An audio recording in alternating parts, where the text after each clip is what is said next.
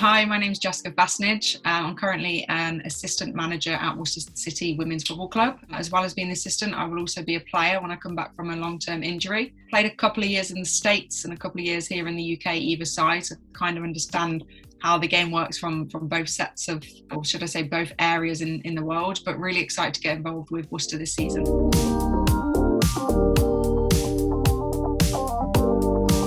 I can't even remember when I first got into football, because I feel like all I've ever known is that I've always kicked a ball around since a young age. You know, when I look at photos and videos, it's always had a ball at my feet. Always just used to play at school, loved playing with the boys, loved being the only girl that got to play with the boys and kind of show them how it's done. Just literally played a lot on my own in terms of outside of school and playing with the boys and playing for a club. I just played a lot in my own garden. You know, I probably, like most people, played at my grandparents a lot, played in the garden where I probably ruined too many back doors and back fences from kicking a ball around. And since then, just played with boys clubs until I could remember, until I got to the age where I finally kind of progressed into, you know, the women's side or the girls' side, and then eventually into the women's team. So really, yeah, I can't think of like an exact date or an exact memory that, you know, resonates with me playing. Always remembered, always had a ball at my feet.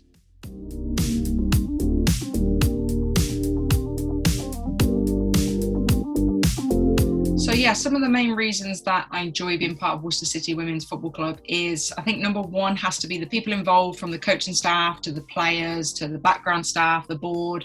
Everyone involved is just generally a great person. I know it's quite hard when you're at different clubs to kind of get a good community-based group of people. You know, everyone's there, they've got the same vision, we've got the same goals. So I think for me, the most exciting thing about being at Worcester is just the people are brilliant. They always want to learn and develop, regardless if it's, you know, the people on the board, the players, obviously, the coaching staff. Everyone's kind of got the same goal in mind and kind of wants to work towards that together. So that for me is probably the main reason. The second reason too is it's a new and fresh, exciting project that, you know, for me personally, I think it's a great venture to go into, but also so many people in the community, because I think in Worcester at the moment, we haven't really had a standout women's team. Now, of course, there's been other ones throughout the years. There's, you know, no denying that. But I think the second reason for me would be that it's new, it's fresh, and it's an exciting project. And it's really going to promote women's football a lot, not just from open age women. We're talking development, we're talking, you know, under 10s all the way through up to the women. So I think the exciting thing is to really have more opportunities for women in sport, just to be able to not even just play or coach, but any other thing they want to get involved in too, you know, whether we can get links with Worcester University. So I think that for me is the second big part that, you know, I think is really attractive to what we're trying to do at the moment. So the third one is being my hometown. It's quite nice to know that, considering I've been to school here, been to college here, and then completely went the other side of the pond and went to the States for my career in football and get my degree, to come back and be in my own hometown where we've actually got an exciting project going on.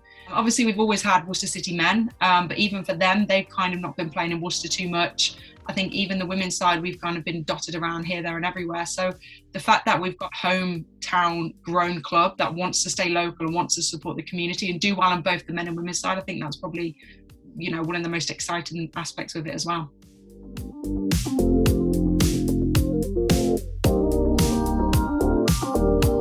Oh God, such a tough one.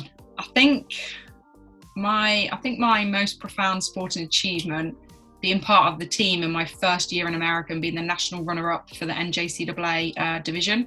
So basically all the teams that play within that division, we got to the final championship, we got to host it on our own pitch. And not only that, we got all the way through the tournament. Considering we were only a new team after a couple of years, we got all the way through the tournament, beat lots of reigning previous champions. Fortunately, fell a little bit short in the final, but it was probably for me the most, or my biggest achievement in terms of being part of a team and reaching towards a goal where, you know, we were the underdogs. No one ever expected us to get to that national championship, let alone go through and win it. So that's probably like my team, like sporting achievement. And then probably individually be maybe scoring a goal for the team I played for. So I played for Eastern Florida State for 2 years. During my time there, scored a couple of goals, played as a defender. So as you can imagine, we don't really score many goals as defenders.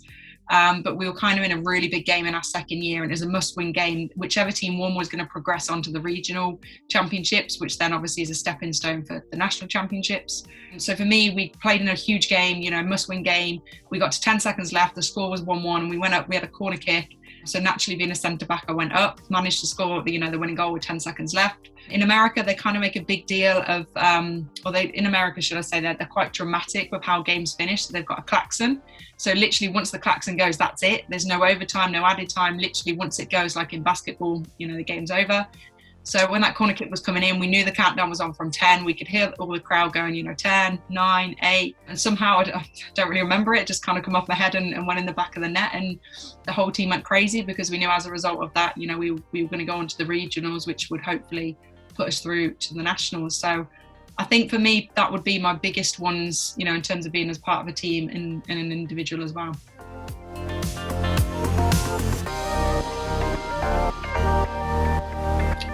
Good question. So for me personally, I prepare very similar, whether it's a game or training. I think it's really important to kind of have that perspective and mindset that you're still preparing the same way, because just because it's training and it's not necessarily as competitive and you're not going out to essentially win to get points or, win a certain round.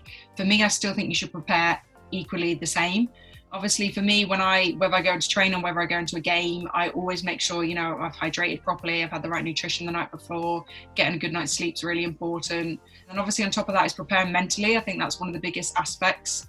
Naturally, you prepare physically, you go through the dynamic warm-up, you do the bands, you do all the things you need to do on the day of the game. But I think the mental game is probably the biggest aspect, and a lot of players maybe do really well on that. They might struggle with that part. But for me, I've always been the player that I love games. I like competition, but I really do love training. And there's some cases where, it's probably not a normal opinion to have, but I probably enjoy training more than games sometimes because I just love being on the ball all the time. I like doing drills. I like kind of pushing myself individually. And obviously in a game, you don't know how that's going to play out. You don't know if you're going to be on the ball much, if you're going to be involved much. So I'd say for me, it's important for me to prepare for training and games the same way. You'd still turn up to train on time. You're accountable for yourself. You still make sure you have the right nutrition and hydration and warm-ups, and all the preparation should still be the same, I believe.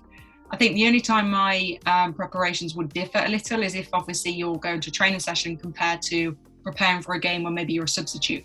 Obviously, if you know in advance that you're going to be part of the squad on the Sunday, and then when that game comes, you're going to be sat on the bench.